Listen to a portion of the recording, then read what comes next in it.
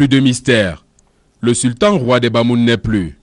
Le collège des Coms, notable intronisateur, a confirmé l'information qui circulait déjà dans la nuit du lundi 27 septembre 2021.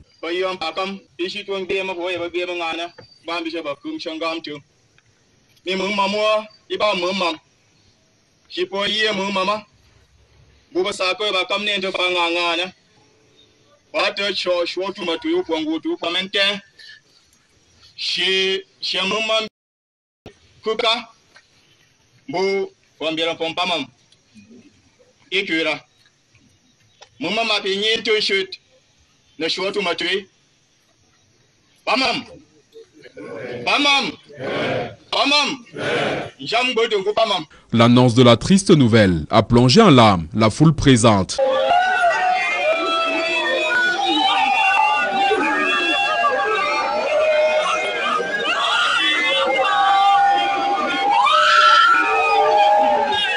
Cette disparition de Sa Majesté Ibrahim Bombon Djoya, 19e roi de la dynastie de Charienne, impose désormais au peuple Bamoun le respect de certaines exigences faisant partie de leurs us et coutumes.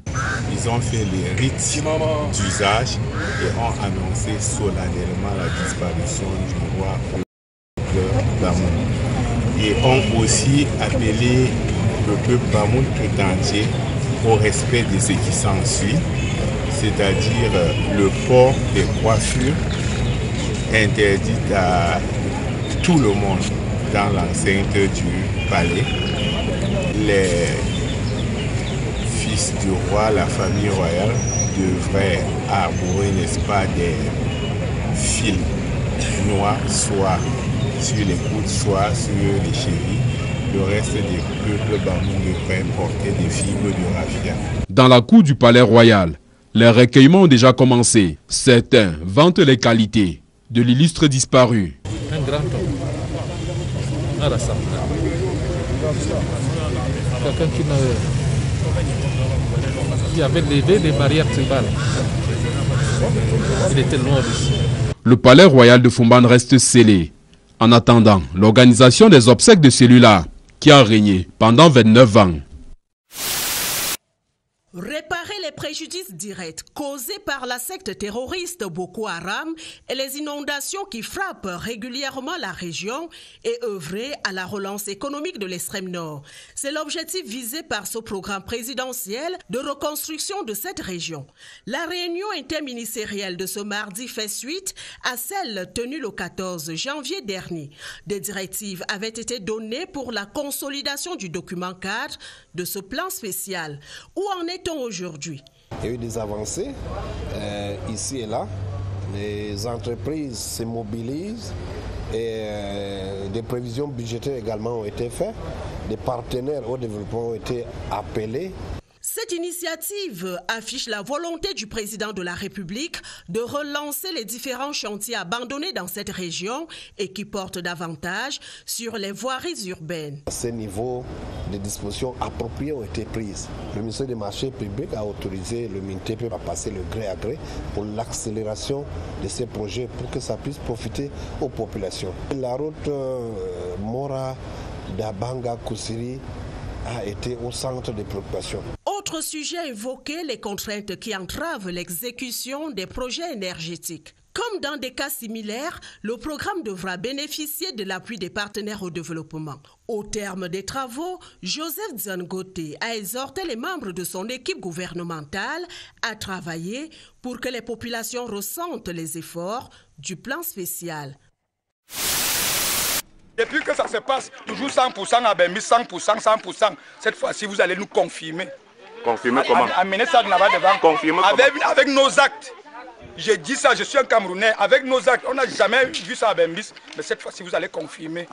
Avec le renouvellement des organes de base du parti au pouvoir, le RDPC, la région du Sud, à quelques exceptions près, est transformée en un véritable capharnaüm, une région où le désordre et la confusion ont élu domicile. Des bagarres sont enregistrées entre militants, des invectives et une réelle menace sur l'intégration nationale des Camerounais. Je suis venu ici à l'arrondissement, à la localité de Krivi 2e, où j'habite d'ailleurs, pour parler, pour dénoncer un peu un problème que nous vivons actuellement ici à Kribi, vis-à-vis de nos frères de la communauté Bamoun en particulier.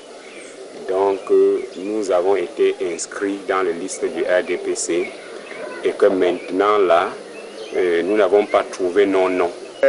On nous fait comprendre que nous sommes des Noirs. Il faut qu'on va faire la campagne et le vote. Là-bas, c'est nous. Ici, ce n'est pas c'est nous. On nous fait comprendre qu'ici, ils ne veulent pas les Boko Haram. Ils veulent leurs frères camerounais. Nous ne sommes pas les Camerounais.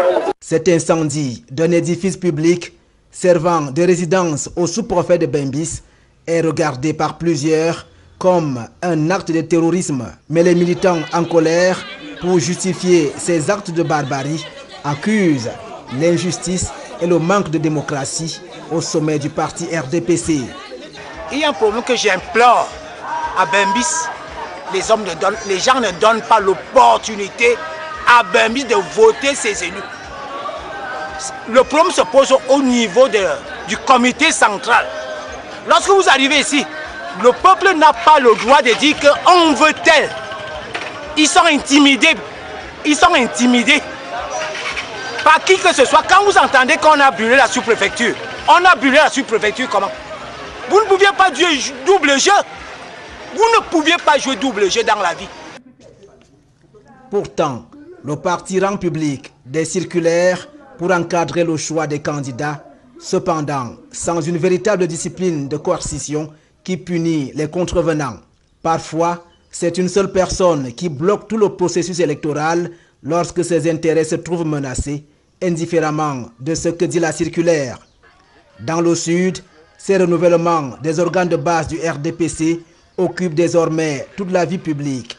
Le non-respect des dispositions légales installe une véritable insécurité, tant sur les citoyens que sur l'intégrité de la nation. Après ce reportage de Roger Takala et Joseph Abenabena, je vous invite à présent à regarder ces images amateurs qui nous viennent de Duk dans le Mbam et Inubu, incendie d'un domicile survenu hier soir après de violents affrontements entre partisans et militants du RDPC contestant la tenue de ces élections internes, des camps qui s'accusent mutuellement de bourrage des urnes, également de trafic d'influence, falsification des procès-verbaux et achat des consciences. Vous le voyez peut-être en images, certains militants et partisans du RDPC ont sur la main des machettes déterminés à en découdre avec leurs frères. Et ce matin, ils ont manifesté à la préfecture du Mbam et Inubu à Bafia pour dénoncer ces multiples manœuvres et irrégularités ayant émaillé le processus de renouvellement des organes de base entre comme Yambeta, Duk et Bafia, des voix qui s'élèvent pour dénoncer le bourrage des urnes, l'achat des consciences et falsification des procès-verbaux. Ils sont descendus dans les rues pour s'insurger contre ces manœuvres orchestrées, disent-ils, par certains barons du RDPC accusés de confisquer le parti. Ils ont également appelé l'autorité administrative à mener une rencontre afin d'élucider la situation et d'apaiser les tensions. Hier, donc, en effet, à 19h, ce collège a assiégé. Ils ont fait les rites d'usage et ont annoncé solennellement la disparition du roi au peuple Bamoun. C'est officiel. Le 19e sultan roi des Bamoun, Sa Majesté Ibrahim Bombon Djoya s'en est allé. En cette nuit noire du 27 septembre 2021, l'annonce officielle a retenti comme un poignard dans le cœur de ses fils. Toute la journée, les populations ont défilé au palais royal, les visages abattus, les cœurs meurtris, cherchant désespérément à comprendre. Leur consolation leur viendra de la vie riche et vertueuse qu'aura menée le disparu, mais aussi de la présence de toutes ces personnalités qui sont venues témoigner leur compassion et rendre hommage à l'illustre défunt. Nous venons de perdre une grande personnalité. En tant qu'individu, porter le pouvoir. c'est une nouvelle phase du deuil qui commence. Un comité d'organisation a été mis sur pied, mais selon les responsables du Palais Royal, il devra attendre des orientations de l'autorité étatique, car le sultan était un grand homme d'État. Vétusté et inondation. C'est dans cet environnement poreux que baigne le centre médical PMI Congo, situé dans le 2e arrondissement de Douala.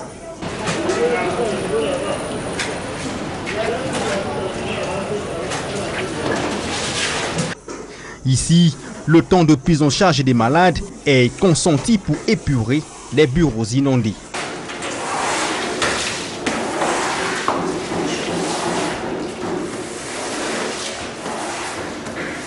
C'est sale, la toiture, bref, c'est sale partout. Même dans les bureaux, il y a de l'eau partout. Les bureaux l'eau entre partout dans les bureaux. On ne sait pas si ceux qui sont responsables sont au courant. Ah oui, madame, ils sont au courant et bien plus encore. Sur ces images amateurs, l'on aperçoit le chef de district en pleine action. Contacté, il confie être dépassé par les événements après plusieurs alertes lancées à sa hiérarchie, mais qui tarde à réagir.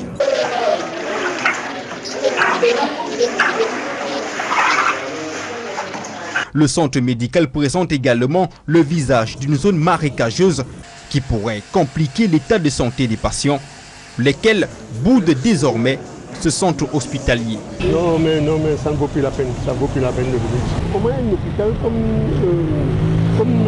comme la PMI du Cambeto reste avec des flaques d'eau, mais non, on ne peut même plus, ça ne vaut même pas la peine. J'ai même pitié de mes frères qui travaillent là. Je suis entré à l'hôpital, j'étais un peu surpris de l'état d'insalubrité de cet hôpital. On fait un appel vibrant à l'autorité de voir l'état de cet hôpital. Traiter les maladies dans l'insalubrité, c'est dans ce piteux état qu'exerce le personnel médical de ce service public. Réagissant à la folle rumeur qui enflamme la toile sur l'hypothèse d'un trafic d'organes en son sein, l'hôpital central de Yaoundé dément fermement ces allégations. Je voudrais rassurer les Camerounais, qui sont mes compatriotes, que l'hôpital central est leur hôpital. Tout ce qui s'est dit là ne relève pas de l'hôpital central qu'ils connaissent. Vous me connaissez depuis des années. Je suis médecin. Je suis enseignant, je forme les médecins. J'ai le devoir de laisser une image de la médecine dans notre pays. Je ne saurais accepter pareille chose ici à l'hôpital central. S'agissant du cas du patient, Aïssi Hilaire, décédé le 19 septembre, le corps médical reconnaît que le jeune homme intègre l'hôpital pour la première fois le 10 septembre, présentant une blessure grave suite à une agression subie quelques heures plus tôt. Il quittera l'hôpital le même jour contre avis médical et le 14 septembre, il revient pour une consultation urgente. Le corps médical qu'il reçoit constate une perforation du côlon. Une intervention chirurgicale s'impose dès le lendemain. Lorsque nous avons opéré le patient, nous avons trouvé une plaie, une perforation du côlon à cause faite par le couteau avec lequel il a été poignardé, et il y avait également beaucoup de sel à l'intérieur de la cavité abdominale.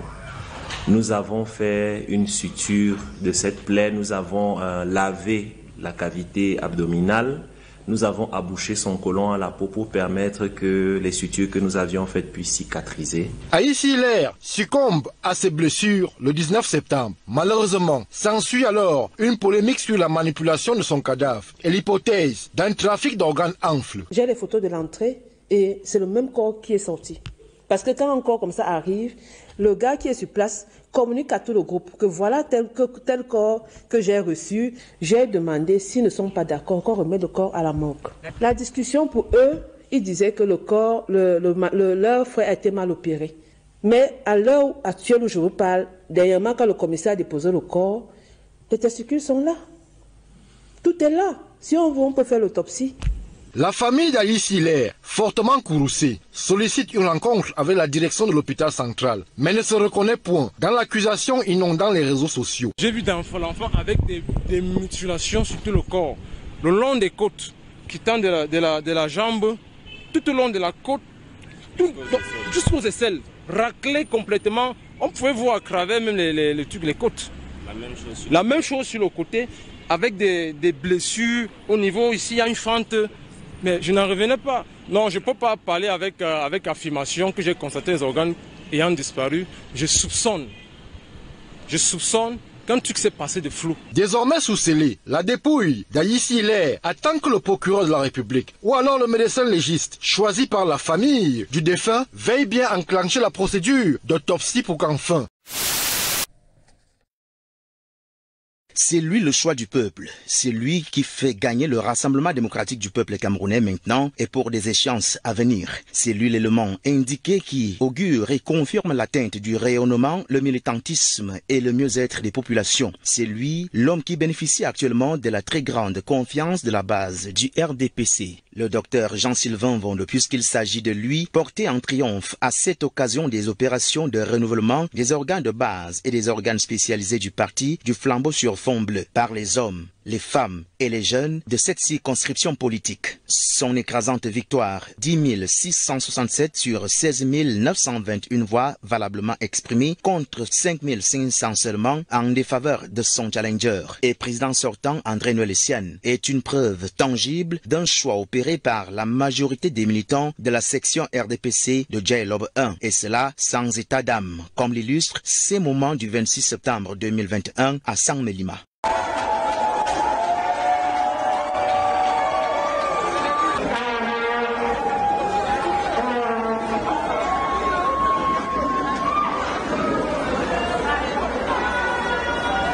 Moment de joie et d'encouragement au cours de la proclamation des résultats des votes dans les 37 sous-sections et la section pour un taux de réussite égal à 64,19% en faveur de la liste conduite par Jean-Sylvain Vondo et de 33,15% pour celle d'André Noël Essienne. Une importante victoire acquise sous le coup du dynamisme, de l'efficacité et du pragmatisme d'une équipe longtemps attendue par la base. Jean-Sylvain Vondo, désormais à la tête de la section, avec à ses côtés Marie-Thérèse Chantal Essam à la section OF-RDPC et les jeunes eux pour la section OJ-RDPC. Et voilà de quoi faire le tour de la ville à pied ou de danser toute une nuit pour exprimer sa joie. Un aboutissement heureux qui néanmoins arrive non sans difficulté à l'exemple de la bataille des communiqués de presse, notamment celui portant disqualification de la liste de Sierra Vondo signé par le sénateur Samuel Obamassam, président de la commission départementale du contrôle des renouvellements des organes de base du RDPC dans le Djailobo. Ceci suite à une revendication de l'équipe d'en face qui déclare que Jean-Sylvain Vondo n'avait aucunement occupé un poste de responsabilité au sein du parti auparavant. Une revendication qui peut être bottée en touche par la force des archives et des souvenirs qui rappellent bien évidemment que Jean-Sylvain Vondo avait assuré l'intérim du secrétariat général de la très grande section RDPC de Djailobo à l'époque du président Ngambansili Constantin. Nonobstant cette revendication, celle-ci n'a pour autant pas empêché à la démocratie de jouir de ses prérogatives, avec un vote massif à l'endroit de l'homme d'un camp. C'était un sentiment de satisfaction, parce que l'épreuve a été très difficile et l'issue est heureuse. Je voudrais remercier toutes les populations de Sang-Mélima qui ont décidé de porter à la tête de la section un homme habité de l'ambition d'introduire le changement. Le changement pour faire la politique autrement. Tous ces militants et sympathisants du RDPC veulent le changement. Et je voudrais les rassurer de ma disponibilité et de mon engagement à respecter notre contrat social et à toujours leur apporter la satisfaction au mieux de mes moyens et de mes compétences. En attendant le 26 septembre 2021, délai de rigueur pour l'examination des requêtes formulées dans le cadre des contentieux post-électoraux et au vu des réalités de la section RDPC de Djailob 1, d'après la grande majorité des populations, il y a lieu de souligner, et cela à grands traits, que Jean-Sylvain Vondo est l'homme de la situation pour une vie paisible des militants de la section RDPC de Djailob 1, en particulier et celle des sympathisants de ce parti politique ainsi que du reste de la population de l'arrondissement de Sang-Mélima. Acteurs de longue date de la scène politique camerounaise, la sénatrice Geneviève Chouès et le professeur Joseph Oona regrette le patriote engagé et l'aîné auprès duquel l'on allait chercher conseil, qu'a été pour eux le sultan des Bamoun. Il a été de tous les combats politiques, membre du comité central, membre du bureau politique, un grand homme politique auprès duquel se rapprochaient tous les sénateurs pour demander conseil. Le roi des Bamoun a été un grand Camerounais, un homme courageux, un homme noble. Il connaissait bien le Cameroun, il connaissait bien les ressentiments. Pour la vice-présidente du Sénat, le sultan Bombo Dioya se distinguait surtout par sa recherche effrénée de la paix. Nous cheminions vers la même direction. Nous parlions le même langage. Nous voulions la paix. C'était un homme épris de paix, quitte à devenir esclave, mendiant de la paix. Au-delà de l'homme politique, le monarque Bamoun était pour le professeur émérite des universités camerounais Joseph Oona un véritable père qui avait fait de lui un notable du royaume. Je suis très affecté parce qu'il m'a élevé à la dignité de Nji Bamoun. Il m'a toujours soutenu même dans les épreuves les plus graves, y compris dans les épreuves de la vie privée. Un très grand personnage qui descend d'un très grand roi et qui descend d'une très grande dynastie, la dynastie Ntcharedjienne. En pleurant le sultan Bombo Dioya, les acteurs politiques émettent le vœu de voir la dynastie Yen produire d'autres grands hommes. Ils sont mobiles pour certains et immobiles pour d'autres. Son bureau est très discret. Ces banquiers d'un autre genre offrent au quotidien des services liés au change de devises. Et tout y passe, du franc CFA au Naira, en passant par le dollar. Le confort qu'ils affichent et la sérénité avec laquelle ils mènent leurs activités témoignent à suffisance de la rigueur que leur impose ce secteur. Des hommes et femmes soumis à aucune règle, offrant des tarifs d'échange fixés par leurs soins. Oui, les quelques... Ouais, 685. 685. 685. Et le dollar? Le dollar, c'est les coupures. Demandez, c'est les coupures de 100. Le nouveau, il y a l'ancien. Le dollar. Et il y a l'ancien. Il y a le nouveau coupure. Oui. Si c'est le nouveau coupure, parce que le nouveau, on est très bleu là.